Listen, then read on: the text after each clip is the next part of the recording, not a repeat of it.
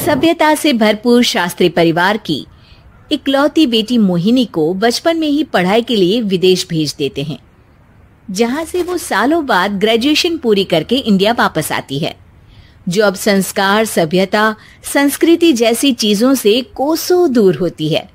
एक सुबह Mohini short dress पहने, कानों में हेडफोन लगाए जोर जोर से इंग्लिश गाने गाती हुई घर में घूम रही होती है।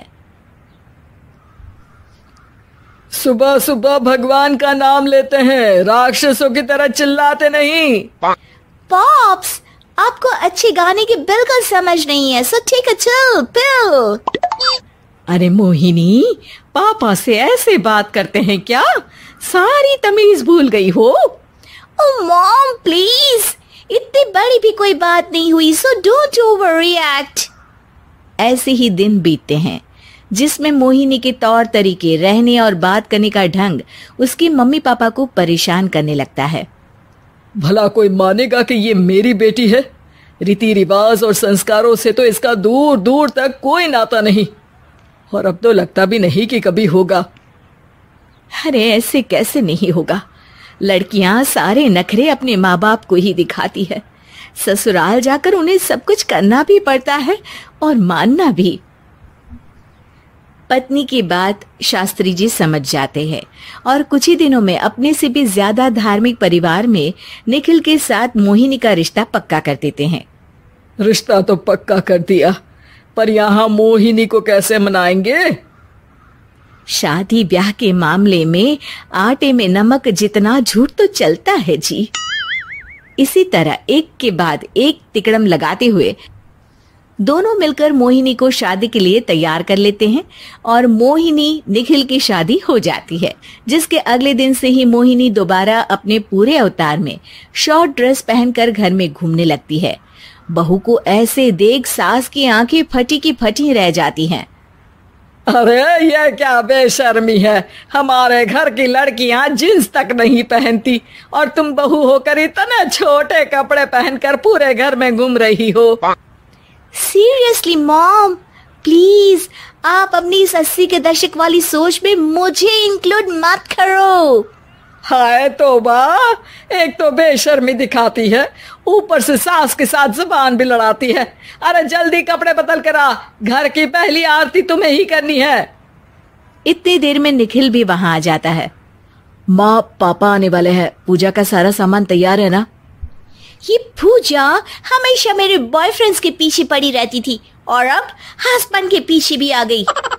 मोहिनी की बातें सुन सास तो अपना सिर पकड़ लेती है, लेकिन निखिल किसी न किसी तरह उसे पूजा के लिए कन्विंस करके कपड़े चेंज करने के लिए भेज देता है, जिस पर पूजा खत्म होने के बाद वो एक बार फिर अपनी शॉर्ट ड्रेस में आ जाती है। बहू, ये क्या तरीका है? संस्कार नाम की कोई चीज है या नहीं? नहीं ससुर जी, संस्कार मेरा दूसरा बॉयफ्रेंड था, अब तो मेरा उससे कोई कांटेक्ट नहीं है। मोहिनी का जवाब सुन के ससुर तो भगवान नाम जपते वहां से चले जाते हैं, लेकिन सास बहू के बीच कहासुनी फिर शुरू हो जाती है, जिसे इग्नोर करते हुए मोहिनी घर से बाहर चली जाती है और देर रात घर वापस आती है। मोहिनी, मैं जानता हूँ कि तुम विदेश में रही हो और तुम्हें वहीं की आदत है, पर यहाँ चीजें कुछ अलग है। अगर तुम उस हिसाब से कुछ एडजस्ट कर लो तो सबके लिए सही हो जाएगा। I am not in a lecture mood. Good night. अगली सुबह मोहिनी देर से उठकर एक बार फिर उसी तरह सबके सामने आती है, जिस पर उसकी सास कुछ बोले उससे पहले ही मोहिनी की दोस्त मोनिका और रेचल वहां आ जाती हैं। Oh hi darling, how are you? OMG, we missed you so much. I missed you too darling. Ram Ram, इन्होंने तो तुमसे भी छोटे कपड़े पहने हैं। अरे तुम लोगों के अंदर कोई शर्म लिहाज बाकी भी है या सब बेच खाई? मोहिनी, तुम्हारी मेड कुछ ज्यादा नहीं बोलती? इस पर मोहिनी की दोस्त उसकी सास का मजाक बनाने लगती है, जिसे सुन निखिल उन्हें जवाब देते हुए कड़वे शब्द सुना देता है और वो सुन के वो दोनों तो मुंह बनाए वहां से चली जाती है, लेकिन गुस्से से लाल मोहिनी वहीं खड़ी निखिल को घूरती रहती है। घूर क्या रही हो? तुमसे शादी की ये सोचकर कि विदेश में पढ़ी लिखी हो, घर में कोई पॉजिटिव चेंज लाओगी। अपनी करियर के एम्बिशियस होगी, पर अपने इस बिहेवियर से उस पढ़ाई के साथ साथ अपने मम्मी पापा के नाम को भी डुबो रही हो। अगर तुम्हें ऐसे ही हाल रखना है तो यहाँ रहने की कोई जरूरत नहीं है। निखिल की बातें सुनकर मोहिनी रोते हुए घर छोड़कर अपनी मम्मी पापा के पास वापस आ जाती है। ससुराल में सब कुछ ठीक तो है? वो अपने आप को समझते क्या है? मोहिनी पर चिल्ला रहे हैं? मैं क्यों उसके इशारों पर चलूं? मैं अपनी लाइफ अपने तरीके से जीना चाहती हूँ और वो ना आप लोगों को मंजूर था और ना ही उन्हें है। तुम यहाँ नहीं रह सकती। अपने पापा की बात सुन के मोहिनी हैरान रह जाती है। हाँ, तुमने बिल्कुल सही सुना। अगर तुम्हें अपने इस घमंड, बेशर्मी और बदतमीजी में ही जीना है तो तुम यहाँ भी नहीं रह सकती।